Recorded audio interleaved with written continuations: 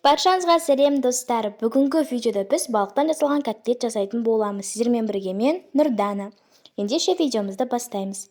Ең бірінші көкөністерімізді осылайынан ашып, суға салып, жуып аламыз. Және де осылайынан ұсақтап турап аламыз. Осылай көлемдерге бөлсеңіздер болады.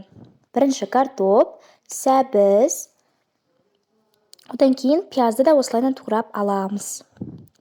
Енді біз оны ұсақтап өткіземіз осындай арнайы ыдыспенен. Осылайынан видеодағыдай етіп саламыз және де үстінен басып отырып ұсақтап аламыз.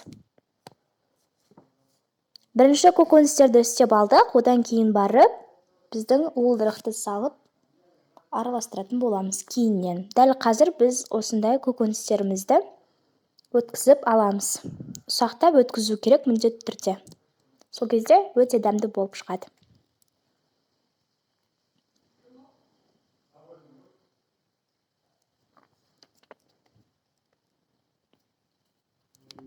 Енді нанды дайындаймыз. Бұл жерде мен бөлке нанды қолдандым. Енді үстінен нанды саламыз. Міндетті түрде нанды қолмен ұсақтап салыңыздар. Және де бұл жерде ортасын салу керек.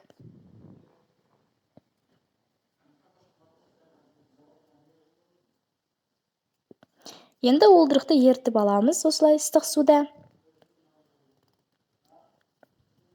Және де мінекей бізде көкөністеріміз дайын болды. Барлығында ұсақтап алдық. Енді үстіне уылдырықты саламыз. Мінекей осылайынан қолмен ұсақтау қажет. Енді 5 штук жұмыртқаны саламыз. Яғни 5 дана жұмыртқа. Және де бұрыш саламыз. Одан соң тұз саламыз. Және де ыдысымызға майды құйып, қыздырып дайындап қоямыз. Осы уақытта біз котлетімізді жақсылап араластырып дайындаймыз. Жақсылап араластыруымыз керек. Және де үстінен ұн қосамыз. Қоюлау болу үшін. Жақсылап араластырамыз. Міндетті түрде жақсылап араластыру керек. Мінекей бізде осындай болып шығады. Енді қызып тұрған майда пісіріп аламыз, яғни қуырамыз.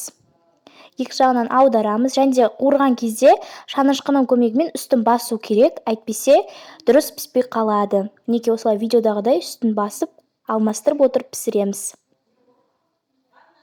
Қызып тұрған майда пісіру керек. Міндетті түрде сол кезде дәмді болып шығады. Және де осындай қоңырқай түске енгенше пісіресіздер. Мінекей достар, бізде дайын болды. Міндетті түрде жасап көріңіздер. Сау болыңыздар.